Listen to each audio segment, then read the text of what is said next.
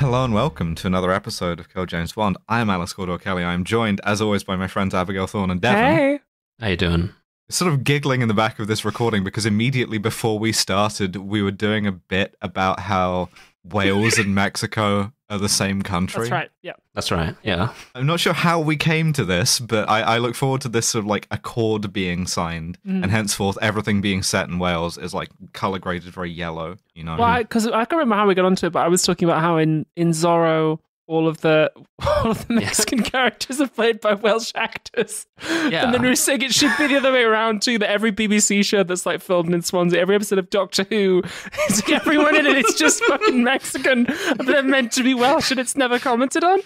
Yeah, you sort of like pan across, you know, the humble sort of Welsh burro, you know, and you get the text on screen, you know, like Spanish guitar, and you get a thing on screen that says Merthyr Tydfil, you know. Dev said that they should cut to Cardiff and it should just be like yellow. Colour graded yellow. The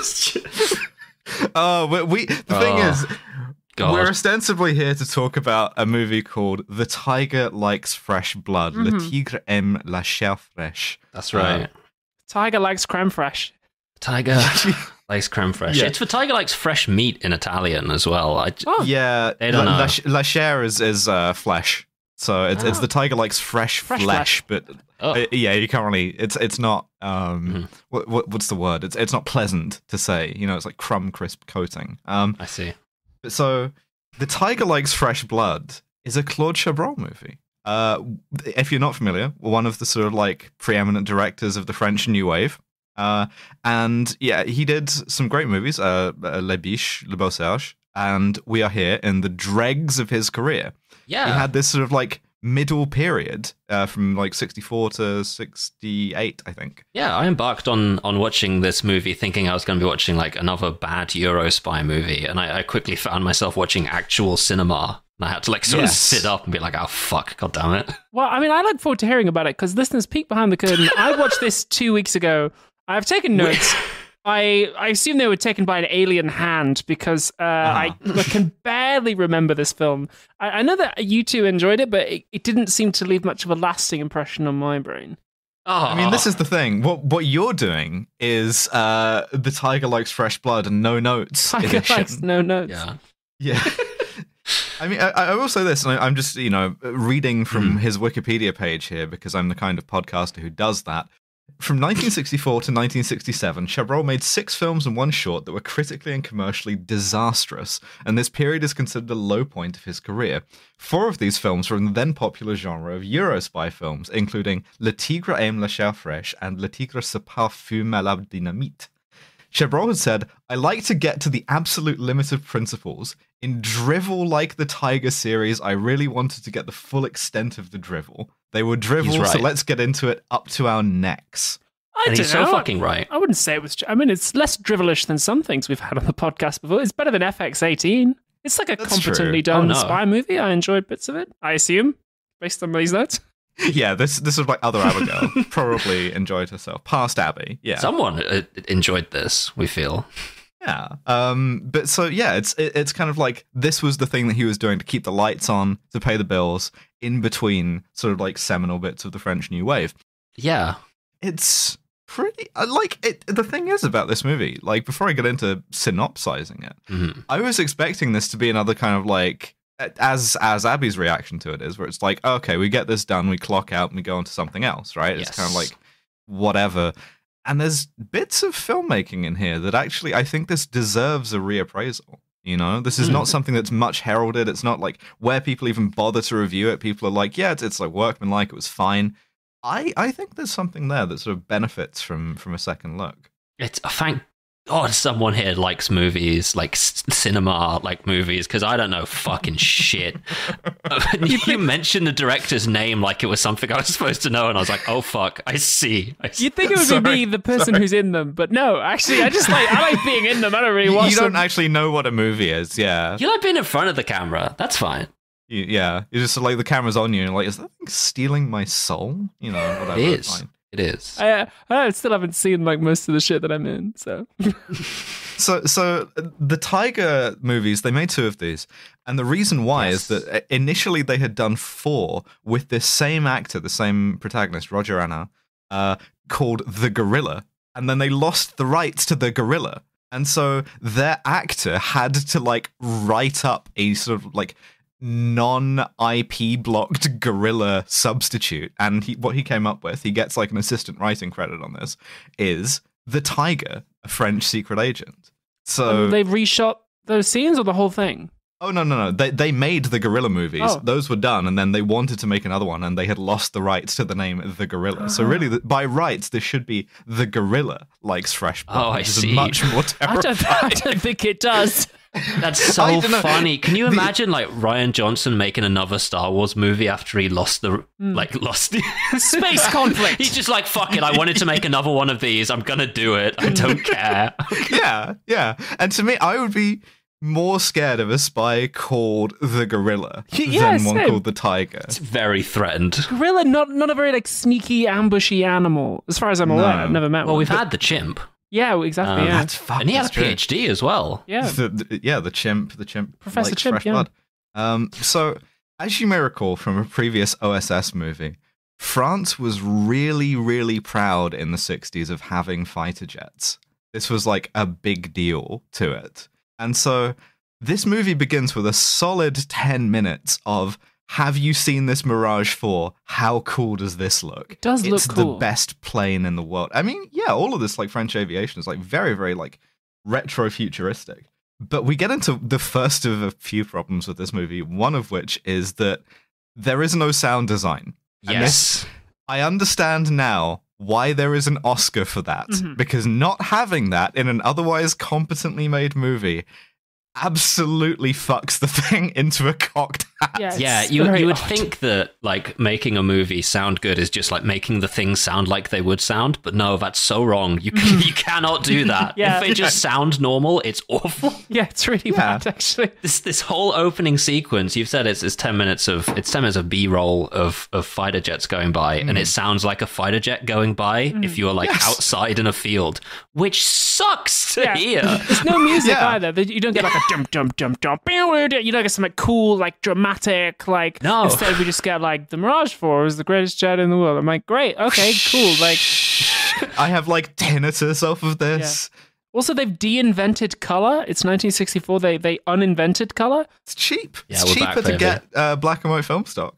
So, and they don't really use the black and white film stock to their advantage here in the way that our very first one, the name of which I've immediately, the first OSS on the set one. In the same way that the film doesn't have music, it doesn't have color. Yeah. But so we find out that this Mirage stuff is part of a presentation being given in Turkey. Not identified. We have to find that out later. Oh shit, this was Turkey? Okay. Yeah, this is Turkey. And there's a bunch of like dignitaries watching a very thoughtful presentation about how cool the Mirage is. One of them is wearing an honest-to-God fucking monocle. Yes, he is. I was like, yes, sick. And they do the funniest possible thing with that monocle, because a guy sort of crouch walks into the back of the thing for stealth.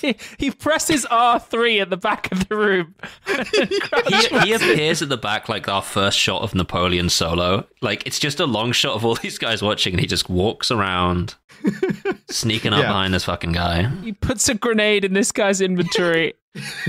No, what he does is he very lightly presses a prop knife to the guy's shoulder, and we get a close-up shot of the monocle popping out of his face. So good. That's Kino. Good. Cinema. It's when I got the first whispers I might be witnessing a masterpiece.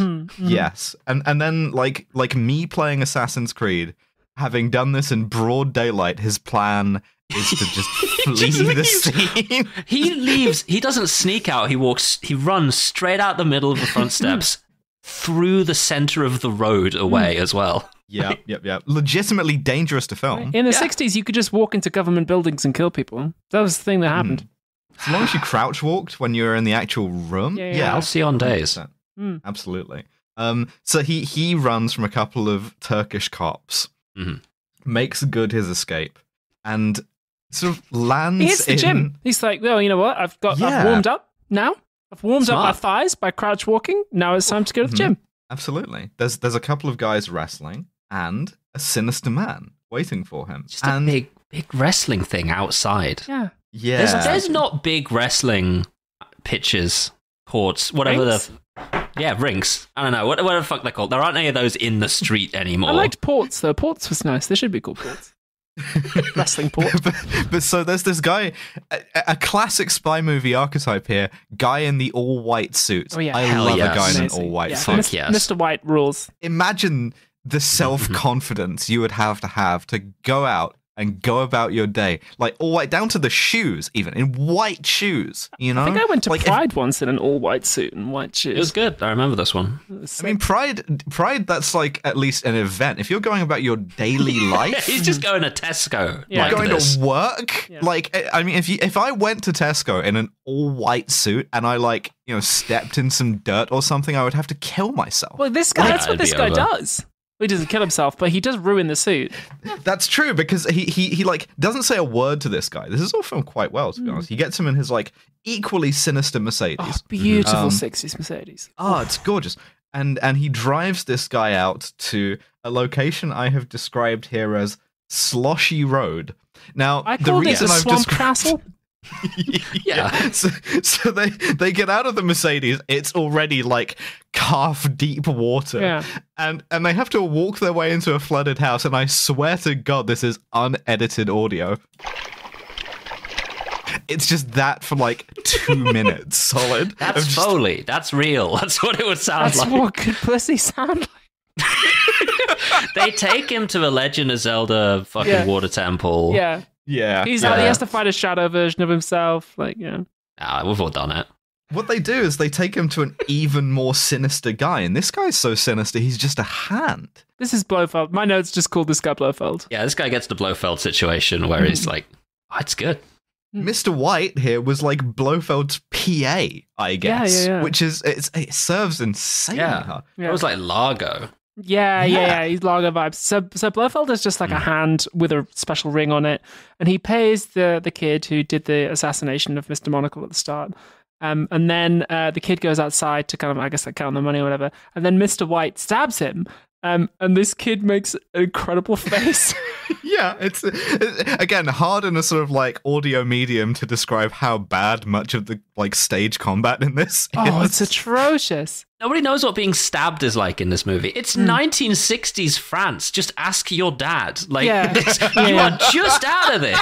Yeah. Yeah, no, but instead what he does is it looks very much like the kid hugs him and then gets like a tummy ache, and he goes, oof. The kid makes a face like he's nutting. Well, you don't make that face when you get a tummy ache? I think it's... I certainly don't make that face when I get stabbed. So, does that happen to you often? Anyway, he like pushes the kid in the like water, and that's the sort of If they like... could have afforded alligators, that's where they would have had the alligators come and eat the body. Yeah. And The flooded castle. Do we have a This comeback is- here? What is this No. place? Yes, No, we later don't. on It's- we do revisit the flooded castle. Yeah. once. Once. I don't remember that. According to my notes, I mean, hey. Is it flooded there, or is it just dry? Because I don't remember it being flooded the second time. So maybe this is just like a plumbing error that they're like, fuck it, roll with it. Yeah, they just couldn't get the sound another day. It was just like a mistake, and they roll with it. I ask if the layer is creepy or wet. It's both. They're always both. It's just never explained either. So, like, as far as the layers go, we've had like volcano bases, we've had like underground Yeah. shit, and now we've just like this guy's house is flooded. It's like There's Yeah, wet house. it's like meant to be like this. half a foot of water. They're like, listen, no one comes here. They call it the weird wet house. No one wants mean, to fucking come to the front door. Why did you wear a white suit when you knew you were coming here? If you're gonna like Blofeld it up, She's been wearing white waders. I think he could have talked for that scene, but he had to sort of like, just do the creepy hand thing. Because if you get up and try a monologue, and the whole time in the background there's... No, this doesn't work, Like, there's a reason why in No Time to Die, when Safin's talking about his, like, toxic treasure or whatever, he's not just, like, wading through the goop, right? It's because Yeah. it kind of, like, is undignified. It's weird to be wading in the goop. It's not a powerful position. No. To be fair, Blofeld's room not flooded. Yeah, true. He's wisely on the first floor. Yeah. Yeah. Just to kind of like shaking out your trouser cuffs before you go in Blofeld's office. You don't want to track mud into Blofeld's office. Yeah. Oh, you don't want to track fucking mud. See, this is a movie that really rewards a lot of tangential bits. Yeah. Is the main. You don't want to touch the fucking metal plate in that room either, because everyone's... Blofeld did that the first time. That's why he's like, right, we need to move this room to this first floor. We can't do this in the wet rooms. Killed the entire leadership staff. Shit. So this is a sort of example of what we in the business would call, and I'm proposing this term here now, the 009 scene, right? But the way that it's filmed, I've heard that scene before. You have like no conception that it's the monocle guy that they were supposed to care about instead of the kid, because the kid's been the protagonist, and you see the kid get killed at the end, but then they cut to the next scene and it's like, Bond, our Mr. Monocle Man has been killed, and it's like, and like he takes the fucking cigarette out of his mouth and he goes, not monocle guy. Fuck. I really liked him. Did you? I loved all the scenes we shared together in The Gorilla. Go back and watch those. He died doing what he loved, popping his monocle out of his face for comic effect. Yeah. It's all he ever did when he was alive. It's why he fucking started wearing it. He and I really saw eye to eye. Just the one eye, just his good one.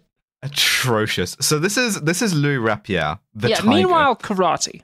Who is introduced doing karate, and the general, M, walks up and is like, hey, we need you for a mission, immediately gets like judo thrown. Yeah. I think this is funny. This is a good bit. Like, it's good, yeah. He approaches from behind and immediately gets thrown. Nice. How do we introduce our Bond? Is he like OSS on set? Is he on the firing range, like shooting? Is he like James Bond, where he's like immediately in the action? No, we've got to give him something new to do. Is he just standing normal? He's standing still. He's doing some like karate judo shit. He's doing karate. He's doing martial arts. Okay, cool. This is smart. And yeah, it's interesting. Also, if Sean Connery had thrown Bernard Lee over his shoulder, that man's hips would have exploded. He just throws all of them when it's like in the fucking Dalton years and everyone's ancient. Yeah. Judi Dench like body slammed by Pierce Brosnan. We are going to be connoisseurs of the Bond introductory scene by the end of this shit, because we're going to have one a fucking movie. This is pretty good. It's like cover albums, you know, like playing the hits. It's like a bunch of takes. It's putting a spin on James Bond. You see the refraction. Maybe. We're coming to know James Bond better through seeing him, like, through attempts to imitate him. The first time we met James Bond, he was introduced gambling on a game of chance, which just made him look like a That is true, dipshit. yes. Yeah. In Dr. No. So of course, he also has a Q, Duvet. Yeah. Who is introduced, and this movie comes to the comic Q bits before Bond does. It does. Like, it genuinely, if anything, Bond ripped these off from this, where he's sort of like introduced covered in soot because he's just blown up a lab behind him. Yeah. He's just like, oh yeah, I'm working on the thing. Don't worry about it. Really nice touch I like is the general doesn't flinch as the explosion goes off. He's just explaining how it's fine that he got thrown. He's like, I've got strong bones. Yeah. This guy runs out and he's like, I've done it.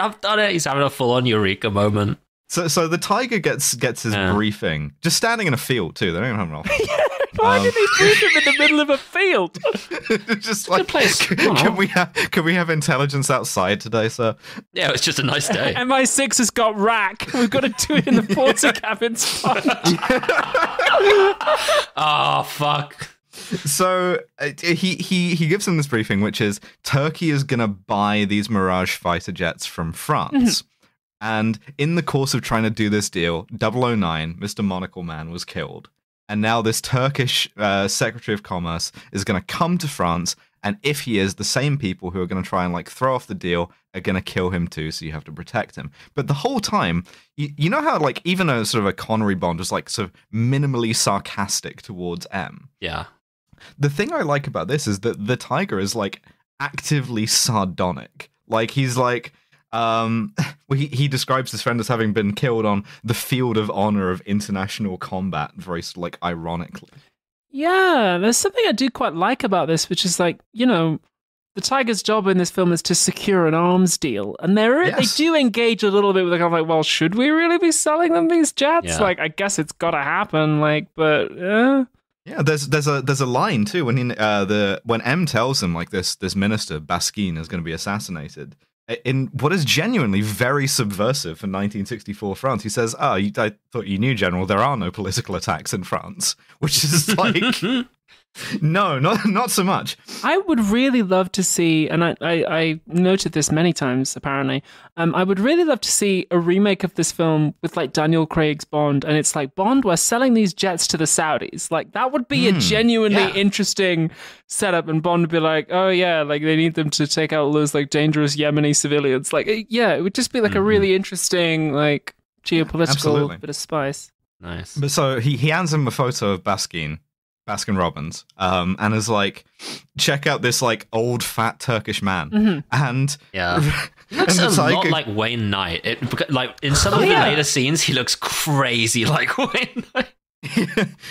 and he goes, "Who's this handsome young man?" Sort of jokingly. I'm like, this is it's a good script. There's good dialogue in it. But yeah, so he's gonna have to like protect this minister and his family. Yeah, so you have to go to the next location, and next location is Orly Airport. Yeah, because they haven't built Charles de Gaulle yet. I don't know. I didn't brush up on my French airports before this one. I'm really sorry. I was just turning my. It was an interesting historical note to me. I guess. Oh, you were turning a page. I'm sorry. I thought you were giving me space to really like come out hard for the airport. When in the course of this podcast have I ever given either of you two space to come out about anything? You guys gave me space to come out, and I very much appreciate that. Oh, thank you. I'm still going to talk over you, though. I interrupt every third thing you say. I think you can talk over me a bit as well. There was a very funny moment though, where Alice said this thing about the French airports, and both Dev and I just went, ooh, on the way. Cameras like, our cameras are on, so it's sort of like back of the classroom, like... Okay. Sorry, no, nothing to do with that. Bro stims hard on the railing as he's running down. I wrote he stems on that railing. For real. So he's like late for work, I guess. He's got like a piece of toast in his mouth or something, and he's like, as he's running into work, there's a railing there, and he's like running his hand along it in a very, very stimmy way. Yeah, he's running his two fingers along it like there's a guy running. He's like tapping it as he goes, like. Yeah, I'm not sure what this is like meant to convey. I'm not sure what the movie thinks this is conveying, other than like the tiger is like a restless man who's full of energy or something. The tiger is very particular about fresh blood. yeah, the tiger really needs it to be fresh blood, otherwise the tiger doesn't like the fresh blood to touch anything else on the plate. Yeah. Listen, the tiger just has a thing. Okay, it's like kind of annoying sometimes, but you know, it's all part of the rich tapestry of human. Tiger experience. has ADHD. Well, the tiger just has autism. The tiger. I am the only neurotypical spy in the world. I do not understand these jokes. Yeah. I believe I yelled something on the previous. So he meets up with his boys, other like spy boys, including Duvet Q again. Mm-hmm. Yeah, who is just sort of like suggesting gadgets. He's like, yo, man, what about a gun that shoots backwards? Wouldn't that be fucking crazy? What about a camera in your eye? I'm pointing at the screen like fucking FX-18. Fucking FX-18 catching what about a strays. shoe that clabbed you? He's just like just doing bits. It's really good. He's so excited about it too. Like, and then we get a little bit of uncle moment, a little bit of man from uncle moment, because Minister Baskin arrives, and of course, who does he have with him? His wife and daughter, who are both 10 out of 10 smoke shows. Also, do not look in the least bit Turkish. Not even fucking close. Now, do you recognize, however, his daughter? I do. Hello for the third time to Daniela Bianchi from Russia with Love and OK Connery. Tatiana Romanova. I didn't recognize her with her clothes on. Yeah, genuinely. She. I mean, without the big like velvet choker, you know, it's kind of like less, dramatic. But yeah, no, this is her. She did a bunch of these Eurospy movies because her English wasn't really good. She she always got dubbed for stuff, and so after From Russia with Love, she did a bunch more Eurospy stuff. We will see her again. Yes. And then she retired in like 1968 because she got married to like a shipping magnate. Fair enough. She did a few of these. So yeah, we see then a lot of shots of various people in various like weird situations assembling the plot in the airport, including a guy in a full scout outfit, just kind of like leaving a knapsack behind. Well, because like it was the only way in 1960s France you were legally allowed to be wearing a backpack as an adult man instead of a briefcase. You know, I'd be like, "What, you gay?" Yeah, so various of goons are setting something up, like briefcases are changing hands. There's a little person in a suit who picks up a suitcase from Blofeld. We only see Blofeld's hand. What is Blofeld doing? He's browsing airport books, including James Bond from Russia with Love. I will note that he passes over from Russia with Love to read Sartre instead, which is kind of like Claude Chabrol. The thesis statement of the podcast, actually. Yeah. But it's like Claude Chabrol banging on the windows of this movie from the inside, like, get me out of this shit. Yeah, I guess. There are some really interesting shots in this bit. There's a really good, like, wobbly overhead shot of like a thug getting on an escalator. Totally like quotidian piece of action, right? Like it's one line, if that. And it's like, no, this is filmed really like disconcertingly. This is like, there's some new wave shit going on here. There's a shot later where a goon sort of like is caught in a doorway for a second through like a bunch of like circle decals painted on all the windows, and he's just like lined up perfectly through all of them. It's like, this is really stylish. You can really see, knowing that this guy did a bunch of like new wave shit afterwards, you can really see him sort of trying shit out while he's doing these movies that he kind of has to do to keep the lights on. It's an interesting sort of test bed for that, you know? And a lot of it misses, but some of it hits. Some of it does hit. So Baskin gets off the plane. His wife, his insanely hot wife, has to translate for him because he doesn't speak French. And his insanely hot wife is like, yeah, listen, nobody's going to assassinate us here, I'm pretty certain. And we're going to do the deal, and everything's going to be like chill.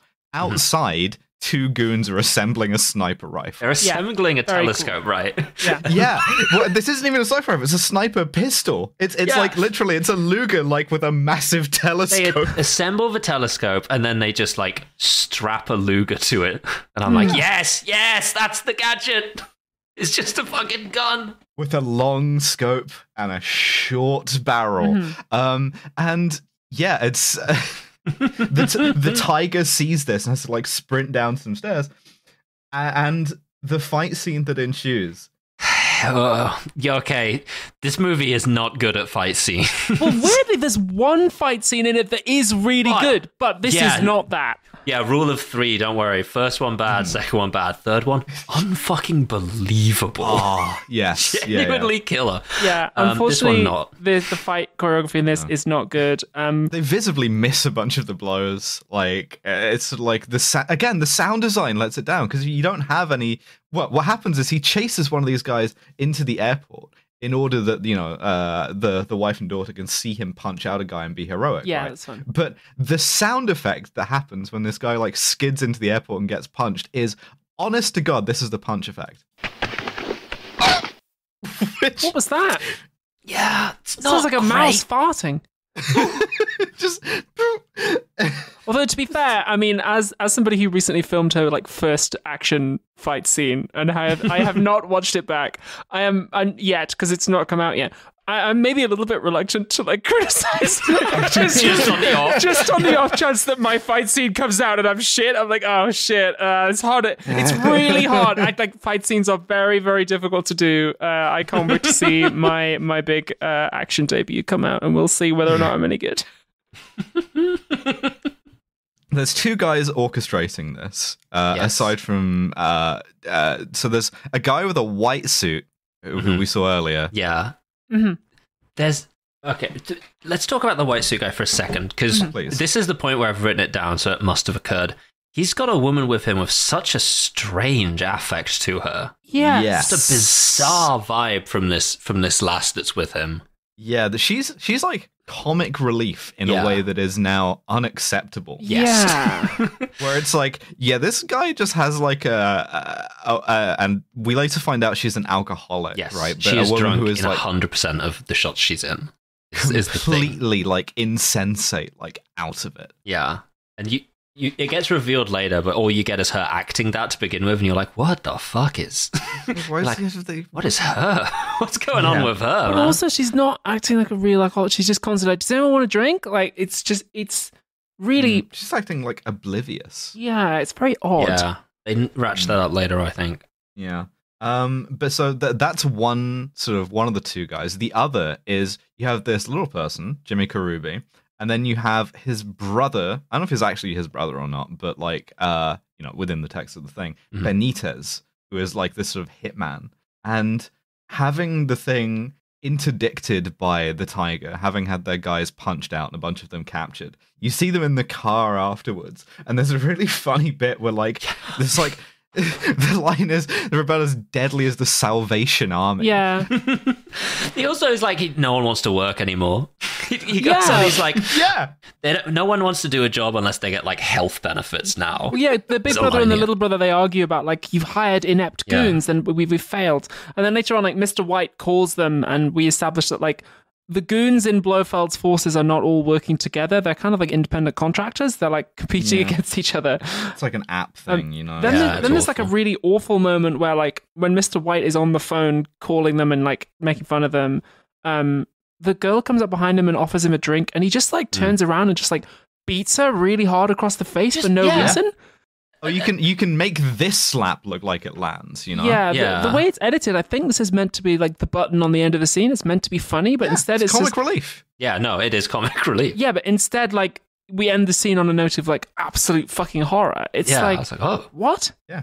I mean, it does establish this guy, white suit guy, Dabrowski, as like a bad dude, but it's absolutely intended comically. Yeah.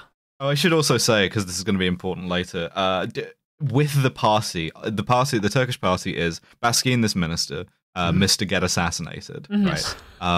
Generally, I do like being like a larger man wearing a suit is sort of like very getting assassinated coded in spy movies. This man is wearing a target on his back. Yeah, you seldom see a sort of like fat assassin. It's always like, no, you're the one getting assassinated. You will get 50 points for this man. And the dick game must be outrageous because, again, insanely hot wife. His like also insanely hot daughter, and the most suspicious man in the world. Yeah. This Grand Vizier motherfucker. This Jafar ass dude. He keeps walking in on her like when she's half naked, things like this. Like that's how they sell it to us that he's creepy. And it's like, wait a second, could this guy be evil? Well, I won't think about it. But yeah, so the two brothers, the Benitez brothers, are like at this junkyard, and we get like they pad it with like 15 minutes of car crushing footage. Yes. Yeah, what was that about? I mean, I don't know. I guess it's really expensive to crush a car. Like, you got to buy a car. Get your money's worth. Yeah, true. Maybe it was just short in the edit room. I don't know. I do think it was well filmed. It was interestingly filmed. But at the same time, like, genuinely, I'm like, in a different movie, this might be good. But what it does is it just, like, kills the pacing. In the same way that the camera operators in Thunderball kept getting distracted by underwater animals, this French new wave artist is just distracted by, like, oh, that's a really, like, interesting like, footage of, like, It's like, man, machinery says a lot about society, and he's gotten really caught up on it, and everyone's like, all right, let's get the plot going. What's going on here? Well, my next note just says umbrella knife. Yeah, he's got a knife in his umbrella. Does he use it? Let me ask this question to you. Does he use it in the movie? Answer, no, he does not.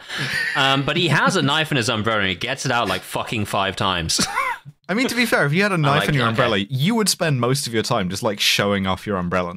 I would, and that's why it's good that we don't have open carry in the UK, because I would just be like constantly fucking with my gun. There's a shop near me that sells sword canes. So those are so illegal. Like, genuinely, Hey, I mean, the shop that sells the illegal goods. It's advertising outside. Anyway, so next day, Mrs. Baskin, smoke show wife. She's getting a massage naked, of course. Yeah, she's hanging out in the all-girl, all-naked massage room. In the hotel. Which, take me there. How do I check into that? Yes. Wait, I have been to These Turkish women, very modern. It's what the T in LGBT stands for. Turkish. Keir Starmer's like, Turkish women are not women. Yeah, lesbian, gay, bisexual Turk, you know. Yeah. So the tiger comes to see her, and she's like, "Oh, show him in." And they're like, "Do you want to get dressed first?" And she's like, "Nah." No, pussy out. Yeah. Like, yeah. So she says when the tiger walks in, she's like, "Thank you so much for saving our life yesterday. You know, you're going to be our personal bodyguard." Much like an umbrella knife, if you have the pussy, you probably want to spend a lot of your time like brandishing it, you know? Yeah. Yeah. And she says, "Oh, you must come shopping with us because we are women and women be shopping." Yeah, much like in OSS 117, right? The thing that you can do as a man with a woman is to like take her out shopping and awkwardly carry all of her bags, and she spends all of the money in the world. Yeah. I mean, would you not? Oh, certainly. I'd do and it. I mean, Again, I would love to see Daniel Craig's Bond go on this girl's day out and have to carry like some rich lady's like handbag. That would just be really funny because it kind of sells the idea that the tiger is like, this is kind of a boring mission for him.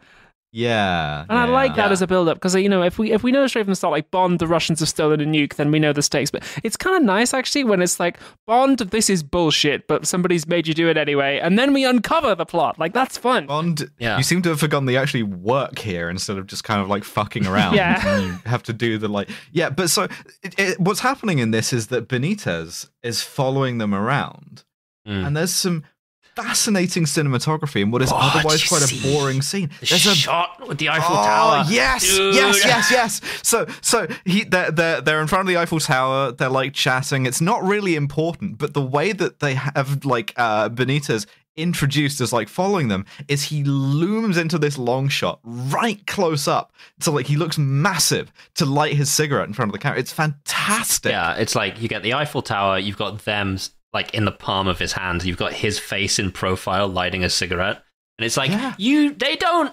film movies like this in this genre anymore. It's like, I know. I don't know. I just really enjoyed that. There's also a great line to this man's wife where the tiger is like, your mother has good taste in daughters, to Daniela Bianchi. Yeah. Yeah, because there's this weird dynamic of like, which one is he gonna fuck or both? Like, who knows? It's for daughter. Come on. Yeah, it is the daughter. You don't cast Danny. This is the movie she made immediately after From Russia with Love, by the way. Yeah. So having been shopping, what else do women love? Women love miniature trains. Yep. They take him on a tiny train. It's tiny train world. And the tiger loves miniature trains, naturally. Yeah, of course. That was one of the alternate titles of this movie in certain markets. The tiger is very particular about it. The tiger knows a lot about certain narrow gauge. Knows a lot about trains. The tiger knows a remarkable amount. See, this is the thing with this podcast. Sometimes you labor for hours trying to find a bit where, like, Jason Bourne acts a bit like a fisherman, right? And it doesn't really work. And sometimes, minute 2 of a movie, you're like, that guy's autistic. Like, and it's stimming. Always funny. That motherfucker is stimming. You forget, we did this with Jason Bourne when he was like, I know all the license plates of all the cars in the car park outside. But we did this same bit. Sometimes in the course of doing a podcast, you have one good joke, and that's what if the main character of this movie was autistic? Yeah, you know. God damn it, if we're not going to keep going. So behind a couple of carriages behind them is the smaller Benitez brother, and he is dressed as a cowboy. Bro is dressed as Mike TV. Mike TV, yes! I should say he is also like fully like armed, and a Dangerous. woman next to him who does not know him, like decides to learn the lesson that you can always go for a cowboy's service weapon. You can. Right? You can just do it. Yeah. And she just grabs his gun out of his holster like, hey, cool toy gun. And he's like, yeah, totally. And puts the like bullets back in it. You could with cowboys. They hadn't invented the kind of holster that you have to do the weird shit to get it out. Retention holster? You could You just take it out of any. Yeah, you can just grab a cowboy's gun. I said service weapon there, which is very funny. Cowboy service weapon. Oh wow, that's such a Freudian. All cowboys are cops. A cop. So later on, Q is laughing at Tiger because they've obviously been like secretly following him around and filming the day out. So they're laughing at these images of like him like carrying all these bags, and also of him taking Mrs. Baskin to the swimming pool and kissing her. Deranged swimming cap situation. Yeah. Thank you. It pans up her legs, and you're supposed to be like, "Oh, mama, look at these," and then it gets to her head, and I'm like, "What the fuck are you wearing, babe?" It's she looks covered in like fake onion. petals or some shit. Yeah. She does. She got the Outback Steakhouse strip, you know? But yeah, so he's like kissed her. His boys are like fucking razzing him in the group chat, which back in the day took the form of they bring in a projector and like show you some film of you fumbling a bunch of packages and be like, If anyone ever was like this you and like put a slide of acetate on an overhead projector, I would be fucked. Yeah. Oh, fuck. The roast of Devon. No. And then Mrs. Baskin and her daughter have this conversation like, yo, are you going to fuck the tiger? And they're both like, yeah, maybe. Not, I will. Like, yeah. And then there's this great bit where her husband comes in and is like, well, I was going to take you to the opera tonight, but like there's been a death threat against me, so I should probably stay in the hotel. If only someone could take you to the opera, or somebody I trust and who isn't like sexually virile and interested in fucking you both. Tiger, would you like to go to the opera with my wife and hot daughter? The thing is, we're assuming that Baskin is a cuck as opposed to doing like ethical non-monogamy here. Maybe he's feeling compulsion. Maybe he's like, please, fuck my wife. Like, you don't know. It's possible. I mean, he doesn't seem particularly uncomfortable about any of this. No. Again, Turks, very modern on this. I'm really pushing this like new national stereotype that Turks are like extremely sexually progressive. It doesn't seem to have impacted the podcast either. No, it's... how fucking hot do you have to be to like fuck 2/3 of us? Like, genuinely. Extremely. I know. Yeah, you're not going to get that fucking last 2/3 third either. For now. You're not getting that last third. I'm locked up tighter than fucking Immortan Joe's wives, dude. I'm out of here. This is a joke for one person. That's right. Can I talk about this shot that's in this please, scene for no fucking reason? Let's move us on. All right, okay, I'll do this. They put a shot in here that's unbelievably hard to do, just kind of for no fucking reason. Like, the wife and the daughter, I don't remember, go over to this they open the medicine cabinet up and they just sweep the whole room with the mirror, including where the camera obviously has to fucking be. How did they do that? And I was like, you cunt, you piece of shit. You just did that because you were like, but I could. You did that to show off. He was just bored and he was like, yeah, I'll just do this in the middle of it. Appreciate like getting a work a day, like doing it for the money job and deliberately making it harder for yourself. So it's like a challenge. Like he's directing with weights on like Goku or something. It's just really funny. Kinda. So you got to go to the opera. To direct it blindfolded for a challenge. And fucking Kubasi is there as well, looking sinister. We see the daughter is using the opera glasses to like gather data on Le Tigre. She's like watching him. She's like, man, he's fucking hot. Extremely cunt to like not watch an opera, but to watch a hot person with opera glasses. Very cool. Yeah. On the way out, by the way, of the Turkish embassy, they're like, oh, and this bird cage came for you, and it's like, yeah, we'll just put it in the thing. This is exactly what I wanted to do that time I got thrown out of the Metropolitan Opera, but like I never got to do it. I still never been. What, get smuggled back in a bird cage? No, like use the opera glasses to check out the hot people. Oh, of course. I was supposed to go, so I know this is you're like swiveling around 180 degrees in your seat looking for like horny MILFs in your area. Yeah, well, so I mean, this is a complete fucking aside, but like, so I think it was for my like 20-something birthday. I was in New York with a girlfriend at the time who's very lovely and very bougie, and she bought us tickets for the Metropolitan Opera. And so we obviously were like dressed to the nines. Like she was in like a ball gown, and I was, in the closet at the time, so I was, black tie. And when we were 2 minutes late because she was making her hair look absolutely perfect. And we walked up to the Metropolitan Opera, and we didn't realize this, but when you go to the Met Opera, if you are 2 minutes late, they will not let you in because the doors are closed. And they said, I'm very sorry, you cannot come in. I don't care how much you fucking pay for the tickets. Absolutely not. Goodbye. And so we were like, well, skill issue. I guess we'll just like go out to a bar dressed like this. And we just had a fucking great time. We just I want to really highlight. she was in a ball gown and I was in the closet is a crazy sentence, and I really like that. Yeah. just like artism. At the end of the night, she was out of the ball gown, but I was still in the closet.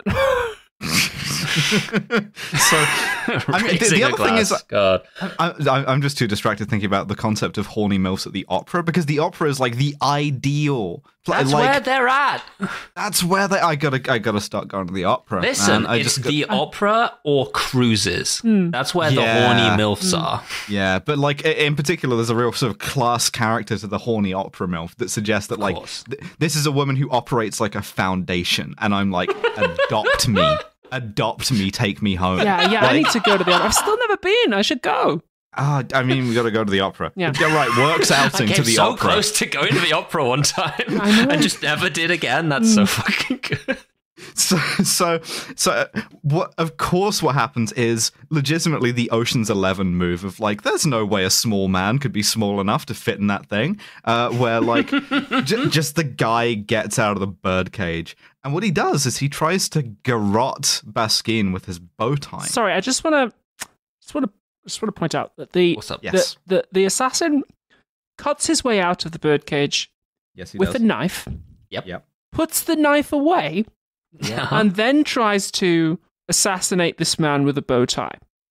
It's very, very particular about, It's cunt, I think, because like they hold the shot the entire time he's undoing the bow tie. I think he just wanted to. I think. Yeah, but, and he does him Luca Brasi style. What is the opposite of a Kronstein rosette?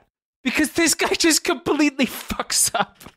He loses the bag hard on this one. Yeah.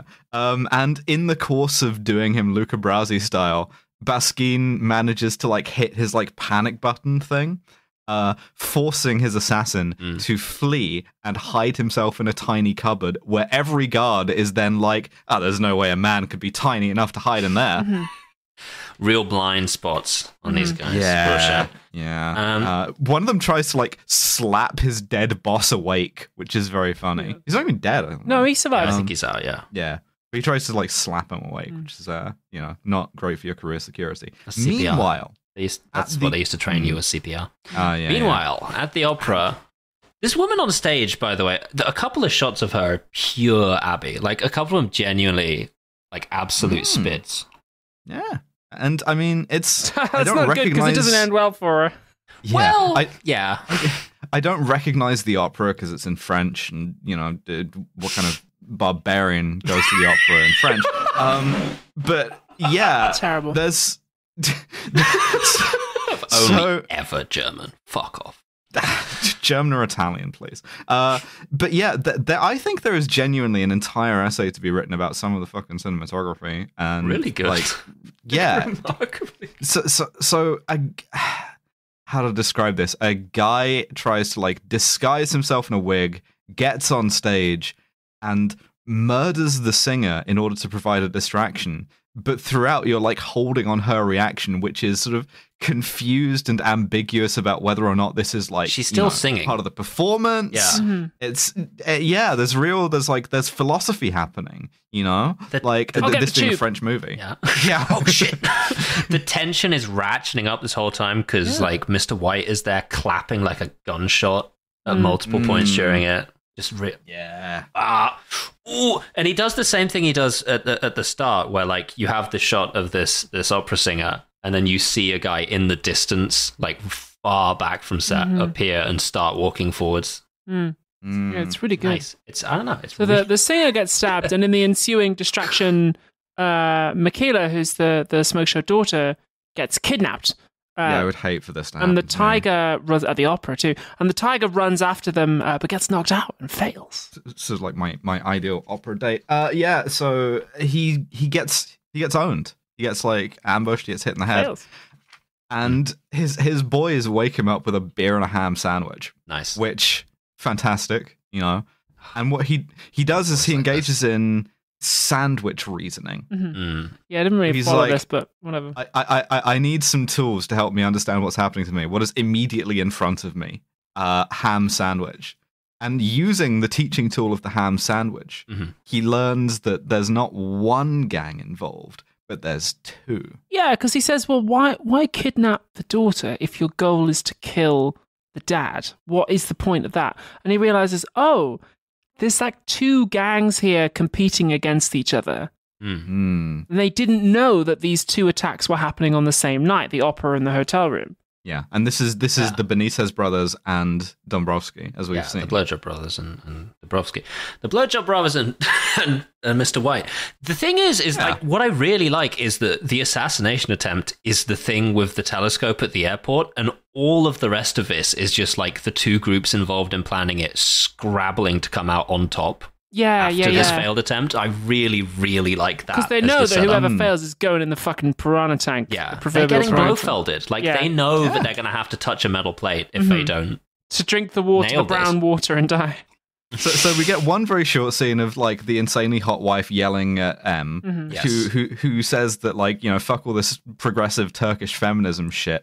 This is France, and he says, my line is mon képi reste sur ma tête. My cap stays on my head, which is a great little line. Le Tigre remembers that they just captured like 5 guys at the airport. Yeah. Goes into where they're interrogating one. 5 guys. Insanely louche angle of lean across the desk. He just like lies on the desk, like fucking paint me like one of your French girls. It's like just twirling a phone cord around his fingers. So tell me, Bessie, like, you know, did you assassinate anybody? Like, yeah. They do something really clever, which is that they've got these 2 guys who they arrested who aren't talking to them. And so Tiger says, right, we're going to torture you. So he drags them both into a prison area, and then he takes one of them into a cell and like gags him, and then they like fake torture him. They make like torture noises so the guy in the other cell can like hear them, and they even like rip their clothes, and like the tiger gets like fake blood painted on him whilst all his boys are making the noise from the last movie we did. It's like like they're all playing like a series of guard reaction noises. They were just they're pretend beating this guy up. Meanwhile, he's like just sat there. He's like got sellotape over his mouth or something, just looking confused as fuck the entire time. And it keeps cutting back to this guy outside who's sweating. Yeah, his buddy's really scared. And then like the tiger, they even say really loud, like, "Oh, we've broken his jaw. He's like really suffering now." And then they go back in to see the second guy, and he's like, no, don't, I'll tell you everything, it's really, really good. So he says, yeah, we work for Mr. White, he's a dude, he's got an alcoholic girlfriend, and also there's like a little person who's involved, and so the tiger has this line where he says, go and pick up all the dwarves in Paris. Yeah, canonically, by the way, this works canonically. Yeah. And the order is just like, round up all the dwarves in Paris. And then somebody says, all of them? And he goes, all of them. Yeah. So he like fakes some torture, they do some Foley art, and then he decides to, as you say, do a kind of like little person genocide. This is the direct line. Yeah, is round up all the dwarves in Paris. Yeah, like, excuse me. First of all, that's got to be a high number, right? Second of all, like, at the very least, not a low number, not a kind of like round up immediately kind of number. But second of all, like, I mean, I know he's kind of like a French cop, and therefore to a French cop in 1964, like, round up all the X in Paris is a sentence that comes from relatively naturally. They say it like roughly once a day. Yeah, but like, okay, so... And then I don't know if... I think this is meant to be a joke, but then they just kind of go, yeah, okay. Yeah. It doesn't show up later. There isn't like a sort of like scene of like, you know, every interrogation room stuff full of like small men. No, later they just like actually get the real guy, and I'm just like, canonically. Canonically, they did this because they just issued a fucking order. Yeah. There was no dragnet operation to secure this guy. Put it on the radio. Like, if you are under like 5'1", report yourself to the nearest police station, sort of thing. Short Kings report in. Yeah. Like, did you do a murder? And like, what? All right, you can go. You fucking do it. But so having tortured information out of the guy, they learn that they have to go to next location, and next which location is the wrestling match. Is the wrestling match. That's right. And man, French wrestling of the 60s is wild. You see, so yeah, man. Fuck. First of all, safety equipment, none, absolutely zero. Just two big dudes slapping meat like crazy shit. just throwing each other all over the shot. They have a shot of a lady in the crowd who is enjoying herself so much. Oh yeah. More than is really necessary. But the tiger... She's looking like Alice at the opera. That's right. I mean, the thing is, right, again, wrestling with the opera glasses. We're back to philosophy. If you've read Roland Barthes' mythologies, he has a long segment in there about wrestling, and about wrestling as like this sort of spectacle. And as with the opera, we get a scene of like a spectacle of violence collapsing into real violence because your boy the tiger goes backstage and is like, picks the meanest looking wrestler in there and is like, where's this guy Dabrowski? Where's Mr. White? A fight breaks out, and they intercut the fight on stage, which is, faked, with the fight on, backstage, which isn't, except they're both fake because it's a film. There's layers to this shit, and maybe I'm seeing shit that isn't there. But... And the wrestling looks more real than the fight choreography. Again, yeah, the fight, not great. I really liked this fight scene, genuinely. Like, I for me, there's sort of like a sort of element of comedy in it that sort of prefigures a lot of Hong Kong stuff that we've seen. Yes, I suppose. I think there's stuff that like Jackie Chan does that like he slaps a guy for answers and he gives him a partial answer. He slaps the next guy for like more of the answer. Yeah. I'll give you the full breakdown of this one. It's very good. Please. He hits one guy and he's like, "Where does Dabrowski live?" And the guy's like, says some French street name. He's like, "Rue Saint-Mer," and then fucking collapses. He hits a second guy and he's like, "What building number?" And the guy's like, 8. He hits a third guy. Third guy gets brought up to him, and these are huge fucking guys, by the way. These guys are massive. And he's like, "What floor?" The guy's like 5th. And then he kicks one other guy in the ass, and he grabs both cheeks and goes, "First on the left when you get out of the elevator." It's really good. Pitch perfect. Beautiful. It's really good. Yeah. What's his postcode? Yeah. Just small sort of detail that I noted, which is as they're kicking the shit out of each other, there is a robe in the background, which like a wrestling like sort of like robe that you come out in, which has the name on the back, and the name on the back is just Stains. Like, you're just like the grossest wrestler. I would fucking hate. Sure hope it doesn't. Yeah, what's your gimmick? So I just kind of mostly turn stuff a different, worse color. Yeah. Just like, so Stains comes out. What is this? Vanish, Oxy Action. So next in the movie, Mr. White's house.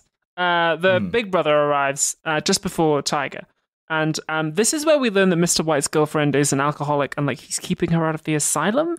Yes. Yeah. So anyway, White says, "Yo, I've got the smoke show daughter, Michaela. I want $1 million." And then, like, I don't want Turkey to get the jets. We kind of forgot about that. We lost sight of it, but whatever. Bottom line is, Mr. White is out for himself in this. And the big brother is like, "Look, you don't want to fuck with Blofeld, okay? Have you ever seen a piranha? Have you ever... Oh, you know what have you ever touched your hand to a metal plate? Yeah? You ever seen that shit? I mean, the thing is, it's a really interesting sort of little ransom scheme, right? Which is, he has the daughter. If he kills her, then not only do you lose all your leverage, but like then Baskian has to be like, as a sort of stalwart survivor of terrorism, I think it's now more important than ever to do the jets, and the deal stays on. So if you pay him off, he gives the daughter back, and you can go on with murdering him to prevent the thing. So Dubrovsky is just trying to do crime like normal style?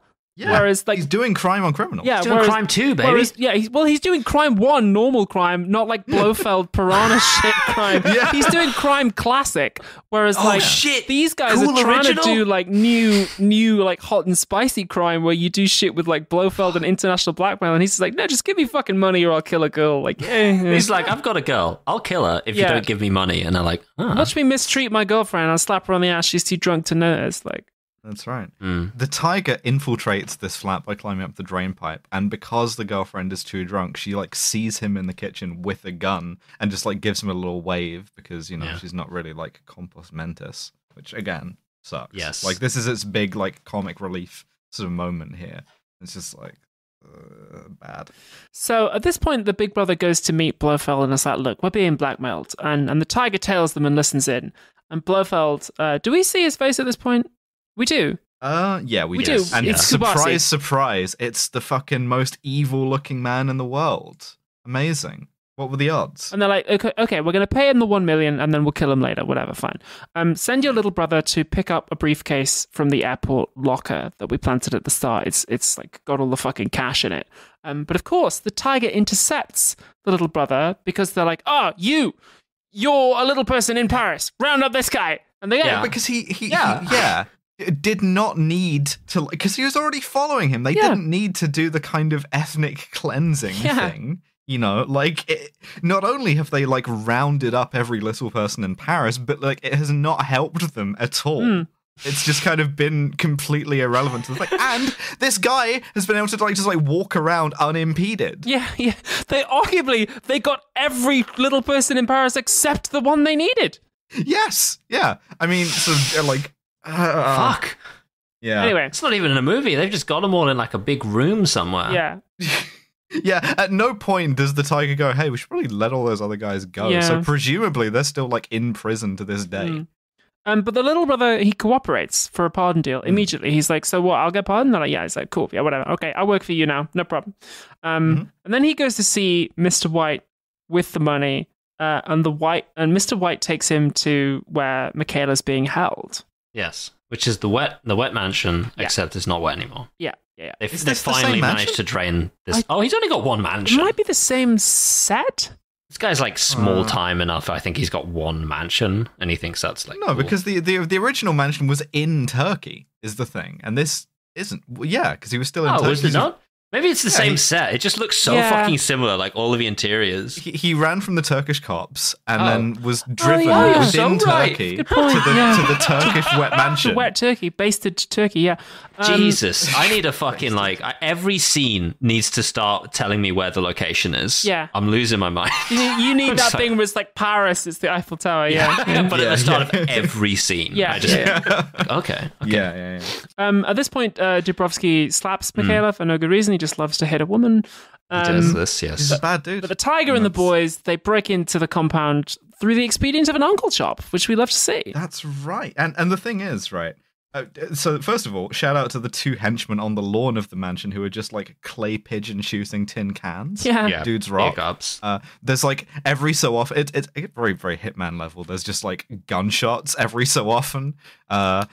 But yeah, so the most insulting Uncle Chop is the way I've written this down, because what they do is they lure one guy out of the guardhouse and knock him out with the Uncle Chop, and then his, I guess, like, special needs brother shows up. What was this? And more comic relief, I guess, and is also then Uncle Chopped into. So you've just like taken out like a vulnerable guy and his carer with two Uncle Chops, which feels ableist. Is, I think. Yeah, sure. Yeah, for this simple Jack guy comes, and it's like pretty insulting the way he's done, and it just gets like, Uncle Chopped. Anyway, Dubrovsky's like, yo, I'm doing crime one. To keep it simple, so you've delivered me the money for the ransom. Fuck you. Actually, I'm going to tie you up. Smart. I'm gonna burn the house down with you and Michaela inside. And by the time anybody figures out what's happened, I'm going to have skipped town with $1 million in cash. Smart. It's crime one. It's crime classic. Like, this is good crime. Yeah. This is smart. This is simple. Yeah. He's got no fucking good henchmen. This guy's fucked it. He's got hands-on. nobody left. He's moving with the confidence of a man who has like 20 competent goons, but every one of his goons is fucking shit.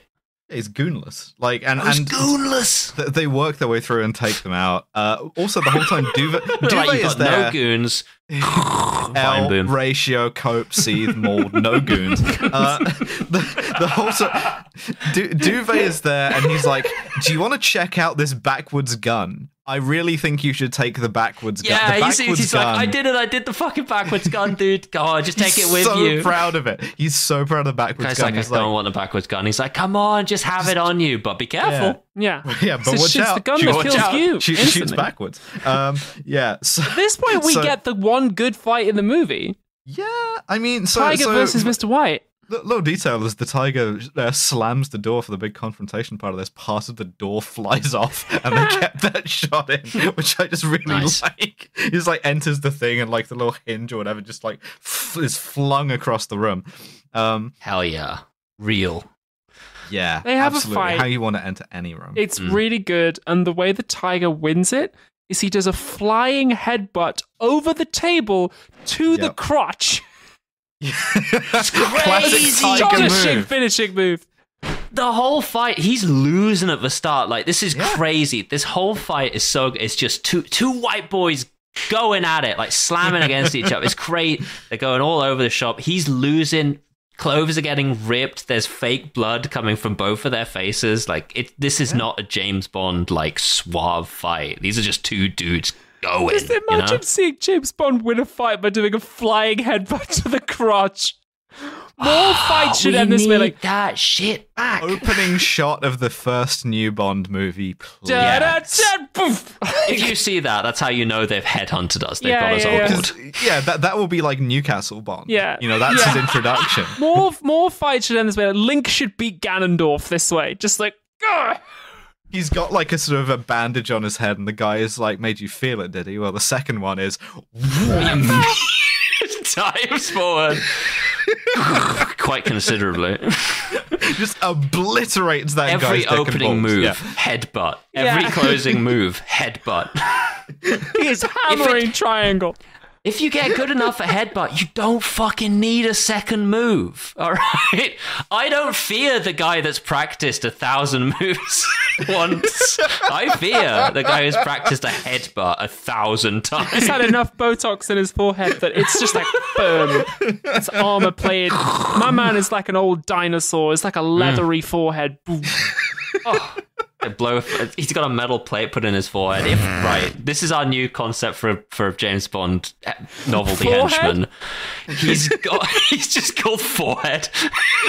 Yeah, and as an extra joke, it's going to be played by me. Just nut him. Anyway. Yeah. But I have so much more forehead. Like, anyway, so Dabrowski gets arrested. They get rescued, It's not and about then the size of the forehead. It's what you do with it. It's the girth. Yeah. Have you seen J.K. Rowling's fucking forehead? Woof. Benitez Senior, the like bigger brother, shows up, I and remember. he does have goons. Yeah. He's got goons. Oh, it's the Blowjob Brothers. Yeah, this guy's got goons. He's got crazy goons. I screen capped one guy. I don't know how to describe him, but he's perfect, man. They have like Sten guns and like Mat 49s, all the like, you know, real 60s shit. Yeah. I like that he's here to defend his little brother. He's like, all right, cool. I'm kidnapping everybody and we'll sort it out later. Yeah, and the whole time Duvet is kind of visibly like, use the backwards gun. He's like, use the backwards gun. He's like, trick him into picking up the backwards gun. So excited. But he doesn't trick him into picking up the backwards. He doesn't. Instead, they go to the car crashing yard, and there's a weird kilt guy who I think we're supposed to know who it is. I have no clue. Who sort of like follows them along with a bunch of goons. Yes. This is the tiger's mate. The leopard, Jock? the serval. I don't know. Like, yeah. fuck is this guy? I don't know what his persona is, but he is wearing Highland dress. Yeah. Probably a cow then. The tiger likes fresh haggis. I want to talk about personas because there is a line in passing in the sort of briefing thing that M gives him where he talks about how he was a commando in like World War II. And he says like, oh, all that time spent wearing the leopard suit. And I was like, what? He's like, that's over now. It's in the past. That must have been insanely hot in there. Oh. They reassigned him to Tiger from Leopard, I guess. Can you imagine if you were like a Nazi and you saw a furry coming at you in a tiger suit? You fucked. Yeah, no, it's over. Basically over. Yeah. You're basically done. If the goose cooks you, that's fucked. Oh, scheisse. Oh, if a goose fursuit, and you're like, yeah, it looks like you just got cooked by the goose. Easy. With a flamethrower? Oh, amazing. Easy mode. All right, so your custom character is playing Battlefield. Second Bond henchman we put together Is a furry. Just a furry. Just a normal ass furry. So Benitez is going to throw them all in the car crusher, and he's taking his time with it. He's leaning into the Blofeld thing, but Kubasi really is getting nervous, and he drives I over like there. that he turns up. He's like, "What are you doing? Just shoot them! Just kill him! Just fuck it! You have a submachine guns, easy." He really does come over, and he's like, "Boys, kill no him." witnesses. How difficult is that? But yeah, Michaela he's been kisses being Tiger followed. for no reason because of an whatever. women exist for men. The Scottish guy was following Kubasi, which is how come the like French reinforcements show up. And Kubasi tries to escape in his car. His car gets stuck, and the Scottish guy goes to shoot him. And the Tiger goes, "No, I got another plan." Tiger goes, "Holy shit! Wait a minute." The car is stationary, right? You could literally just walk up and pull him out of the car. No, what the Tiger does is very slowly turn the big crane electromagnet around, pick up the car, and they film this in like one constant shot with the actual guy half out of the car. They basically crush a car with an actor in it. Yeah. All my notes are full caps. I'm like, holy shit, are they gonna squeeze him? Are they gonna kill this guy? You gotta be fucking kidding me. He gets out. They don't kill this guy. He like at a walking pace simply gets out of the car. He's like, that's crazy, and then climbs out of the car. And I wrote, boo, boo. He doesn't even have a line about my car. Like, oh, my car. My note is, back in the day, every film budget's like every line item on a budget in a movie was like, we bought a beautiful Chrysler and crushed it. And now every line item's like, computer. Yeah. We paid a guy to use the computer. Disgusting. They fully just like put an actor inside a car with like no safety glass, not invented yet. They're just like, we're just gonna like 2/3 crush this, and we're gonna stop the thing before you get crushed, probably. Claude Chabrol is saying, "Are you ready to die for the Tiger likes fresh blood?" Yeah. When he said like I was going like all in on this shit, he was not kidding. Oh yeah, he meant there's body counts. Yeah. Real sort of like real jodhpurs and sort of like Newsboy Cap kind of directing style right there. Like, bring on the empty horses, you know? But at this point, Mr. White is like, I liked it better when I was the villain of the film. He takes Michaela hostage, but he takes a hostage using the gun that shoots you backwards. He takes the gun that shoots backwards, and it cuts over to fucking Duvet. Duvet's like, get him, fucking do it. Duvet is seeing the shape of this, and he's like, please, you have to make him shoot. Yeah, he's barely holding it together. And you see the Tiger like approaches him like, yeah, listen, you're not going to shoot me. And he looks over at Duvet, and Duvet's like giving him the double thumbs up, like, yeah. He's like, you bet. And he's like, oh, I bet. And the guy shoots himself. Yes. A lot of faith in your boy's gadget. I like that. That's how you fucking end a movie. FX18 had the guy shoot himself with the reverse gun as well. It was shit. It was lame. It wasn't set up. One of the first lines from this guy in the movie is like, I ended up going back when I realized there was an actual director and I rewatched the opener. He's like, what if you just had a gun that shoots backwards? You just like leave it in your pocket, wait for the bad guy to grab it, and you're like, oh. It's like foreshadowing right at the start. There we go. Cinema. This was so. That's the movie, right? Like we end with a kind of like very French New Wave show. Just all these guys just in a junkyard. It's like, well, that just happened. Like a guy in Highland dress is there. Like this was sort of the big French attempt after OSS 117 to make a Bond franchise, and they only made 2 of them. Is the problem? It was not successful. And I think, it is a shame because I think it was like surprisingly, it had touches. Yeah. You know? I like that the bad guy is arrested rather than like, kill. I mean, one of them is killed with a gun that kills you backwards, but. The Tiger is way more of a cop than James Bond is. He like does his own like interrogations and stuff, and he like arrests people. But it's nice to see him figuring things out as well. Yeah, absolutely. Film, if not for the comic relief drunk abused woman, which really does put a fucking downer on quite a lot of these scenes, this would have been genuinely extremely funny. Yeah, like actively entertaining. Yeah, like properly good. Yeah, I really like, and we don't get a lot of this with Bond either. I really like that we go from what seems to be quite an innocuous mission to a much bigger stakes deal. That's quite interesting. They're kind of like, oh, well, this is kind of a bit work a day and maybe even a bit sort of morally grey to be selling these jets and protecting these 2 women who be shopping. But then we go from that to, oh, there's actually a bigger thing going on here. That's quite nice. Yeah. And the end goal of all this is, again, to just like sell some fighter jets to Turkey, which, comes off. I think there's genuinely something to be said for re-examining this one. And I think smarter people who know about films more than me should watch the opera scene again and write something about it, because I think there's like something there that I can't quite put my finger on that is absolutely worth sort of writing about. I think there's like Cahiers du Cinema thing in there, which we can put our Chabrol finger thinks on a science-based system. That's true. We'll get to that in a sec. I'm going to say I'm going to make this film available somehow. I'm going to find like a link to put this out because this, You I just post that genuinely shit think on Twitter this these days. yeah, look underneath the tweet where I announced this movie. Like we it's literally right just there. have I'll make just it. a drive where people have found every one of these movies. So The I mean, beautiful people hogs have found these have movies been for asking us. like where can I watch FX18 or whatever if I want to watch along.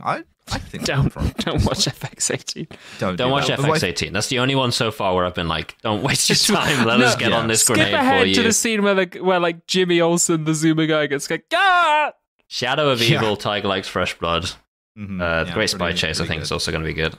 Yes, Really looking forward to that one. absolutely. But we do have a science. Yes! system. It's called the SCUM system. It stands for SMARM, cultural insensitivity, unprovoked violence, and misogyny. How Smart. smarmy is the tiger likes fresh blood? Hard to know. I don't have a good. I feel like French people can get away with it. There's a higher baseline, I think. It's quite sardonic in Yeah. places. Yeah. But the thing is, I really like it.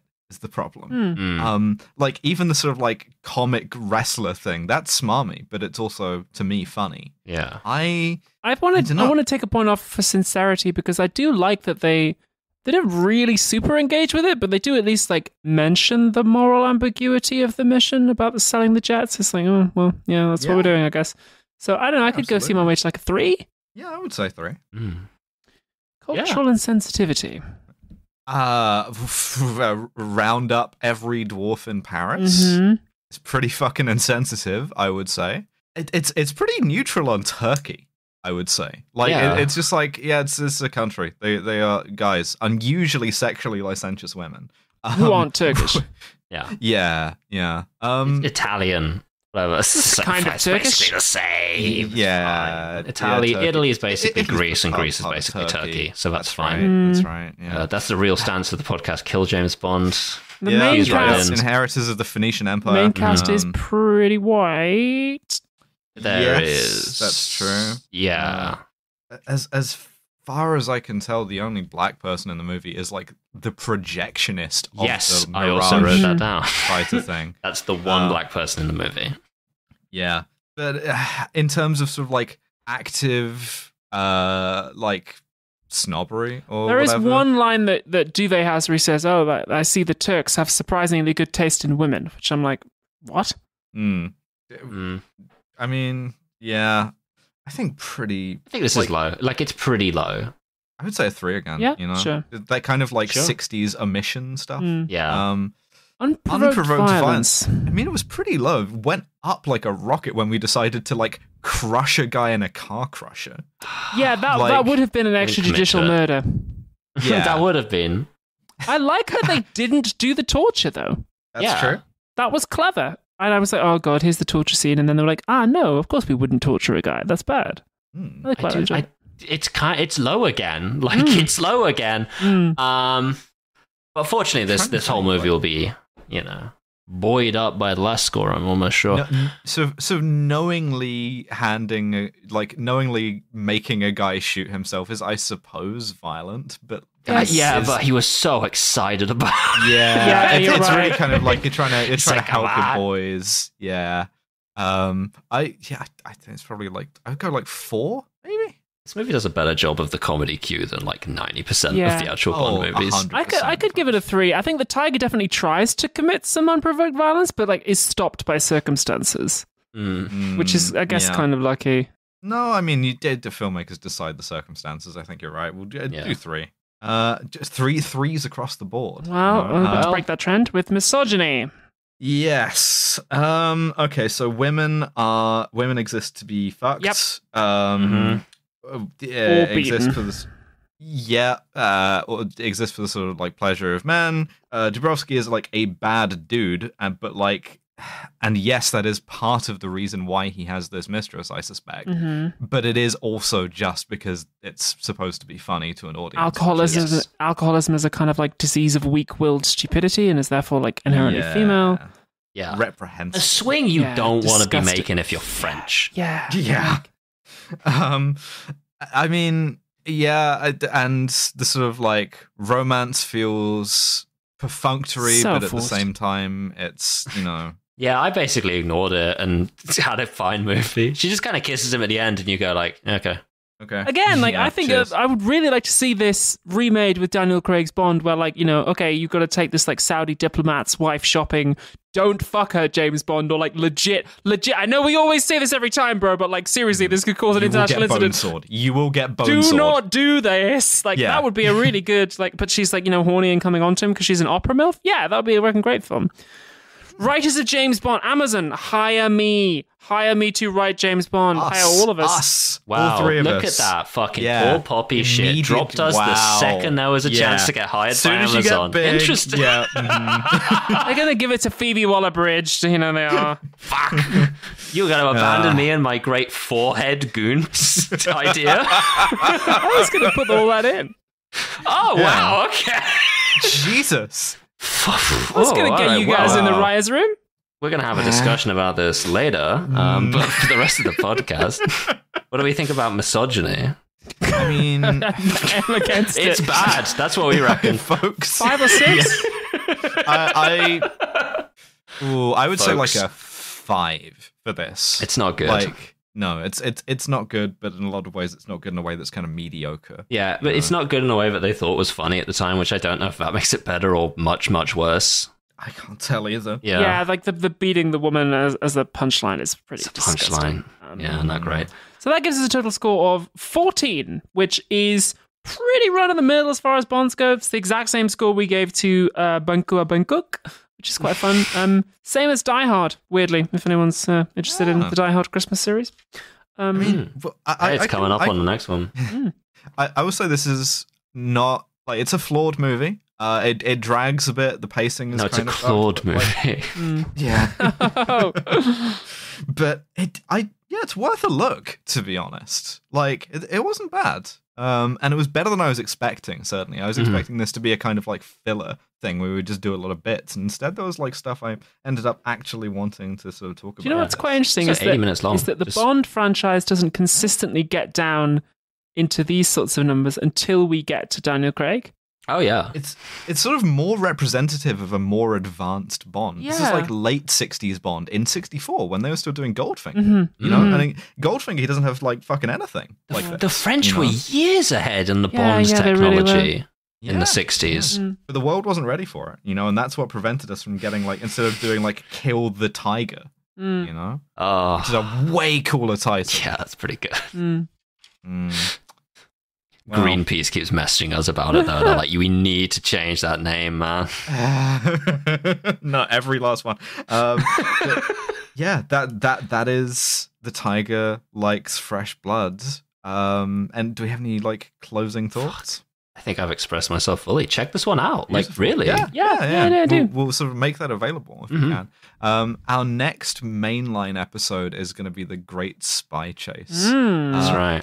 Our next bonus episode, I don't remember. That's mine? I think it's Devon's. It's mine. I've completely forgot up until like earlier in recording that I needed to pick the next bonus. Oh, don't even worry about it. We'll pick something cool, and it will be on the Patreon. So please consider subscribing to that. Thank you if you already do. And we will see you next time. Bye. Bye. Bye. Thank you for listening to yet another episode of Kill James Bond.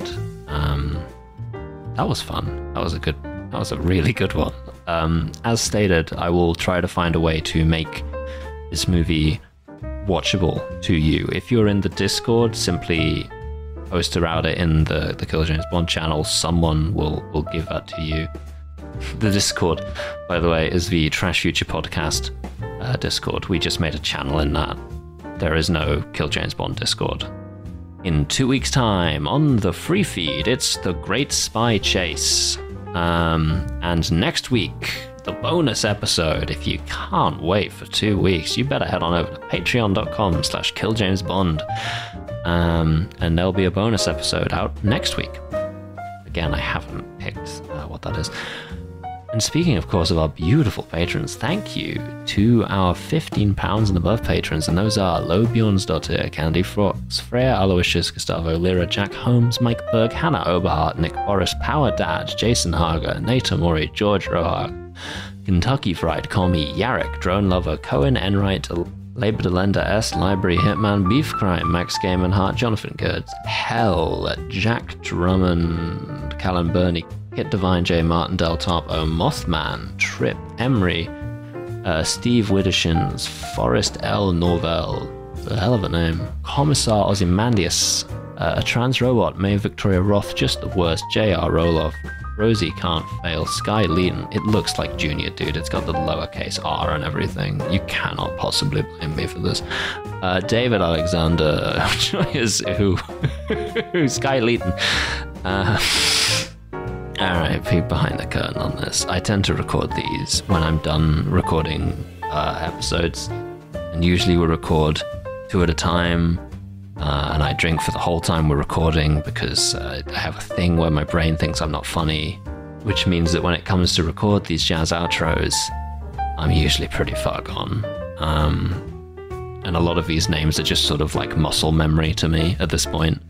Anyway, J.R. Roloff, Rosie Can't Fail, Sky Leeton, David Alexander, Joyous Uwu, Zan Hutchin, Isopod Gal, Clarification, Bronan, Alex, Violet Cyber, Annie, Ruby, Liz and Ash in Florida, Corvid Cultist, Wolfscott, Katie Probst, Noblesse, Oblahaj, John 2089, Connors, Cool Big Sister, Varatsukat, Ramona Random, Sengshen, Electro of a Cyber Puppy, Zoe Shepherd, Loz Pycock, Emily, Queen of Sloughs, Grendel Growls, Abigail, not that one. Okay, sorry, I didn't mean anything by it.